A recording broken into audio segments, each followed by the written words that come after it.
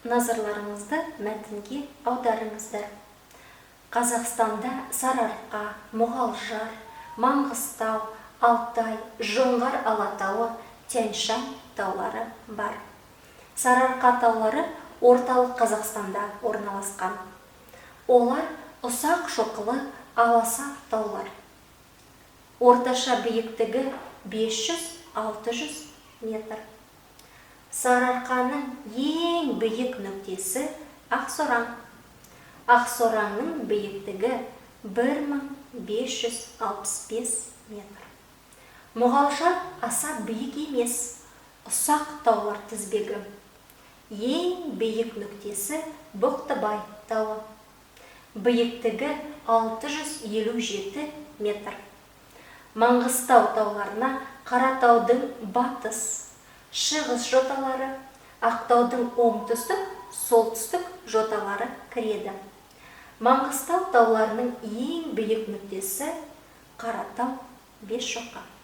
Оның биіктігі 556 метр. Қазақстанға Алып Алтай тауларының бір бөлігі енеді. Алтай таулары Зайсан көлі мен Балқаш көлдерінің аралығында жатыр. Алтайдың ең биік шыңы Мұзтау. Оның биіктігі 4506 метр. Оңтүстік шығыста Тянь-Шань таулары жатыр. Орналасқан. Орталық, батыс, солтүстік Тянь-Шань таулары Қазақстан жерінде жатыр. Ал орталық Тянь-Шань Қытай, Қазақстан, Қырғызстан шекараларында орналасқан. Қазақстанның ең биік нүктесі Хан Тәңірі. Оның биіктігі 6995 метр. Жоңғар алатауы Тянь-Шань тауларына жатады. Ол Алакөл мен Іле өзенінің аралығында. Орташа биіктігі 3580 метр. Бірінші тапсырма. Балалар, мәтіндегі негізгі және қосымша ақпаратты анықтаңыздар.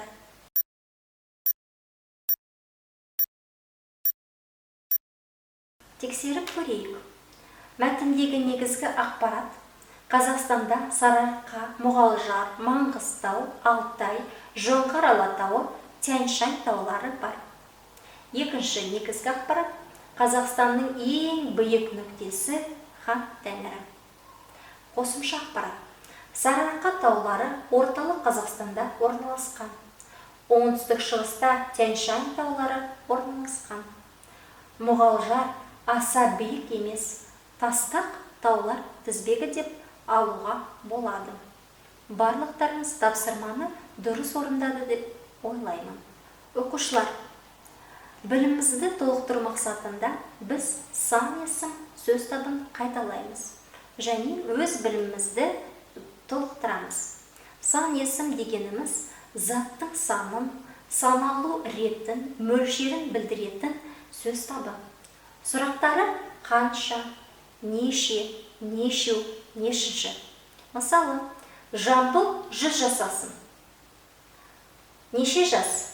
100 жас. Сан есім құрамына қарай екіге бөлінеді. Дара сан есім және күрделі сан есім.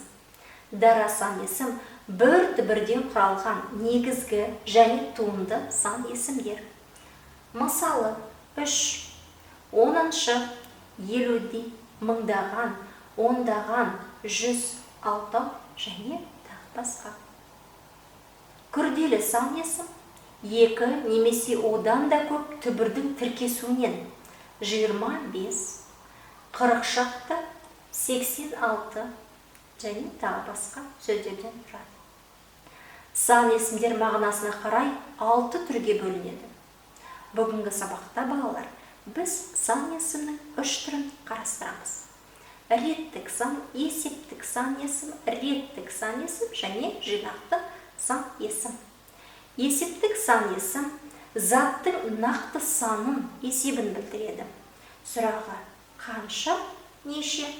Есептік сан есімдер дара 4, 70, 1000, 8, 5.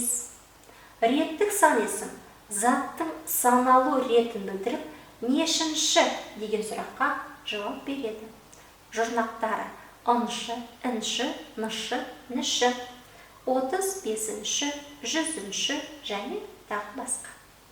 Жинақтық сан есім заттың жинақталған санын көрсетеді. Сұрағы нешеу, жұрнағы ау, еу, біреу, екеу, үшеу, төртеу, бесеу, алтау және жетеу. Балалар, бүгінгі мәтіндегі сан есімдерді теріп жазамыз.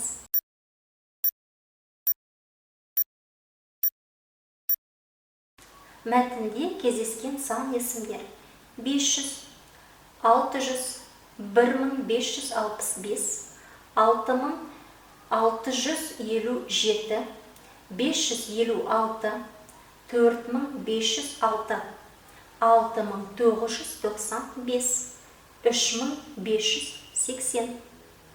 Балалар, назарларыңызды кестеге аударыңыздар. Кесте 3 бағаннан тұрады. Бірінші бағанда есептік сан есімдер, екінші реттік сан есім және жинақтық сан есім. Ойланып, орындауға тырысыңыздар.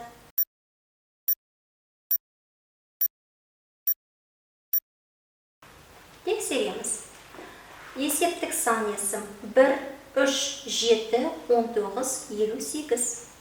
Реттік сан есім 1, бірінші, жинақтық 1. Есептік 3, реттік 3-ші, жинақтық 3. Есептік сан есім 7, реттік 7-ші, жинақтау 7. Есептік 19, реттік 19-ші, есептік 58, реттік 58-ші. Барлықтарыңыз дұрыс орындады деп ойлаймын. Үй жұмысы балалар. Үйде бейнебаян бойынша презентация құрастыруға тырысыңыздар. Екінші, Тянь-Шань тауы туралы ақпарат жазыңыздар. Бүгінгі сабағымыз аяқталды. Келесі кездескенше сау болыңыздар.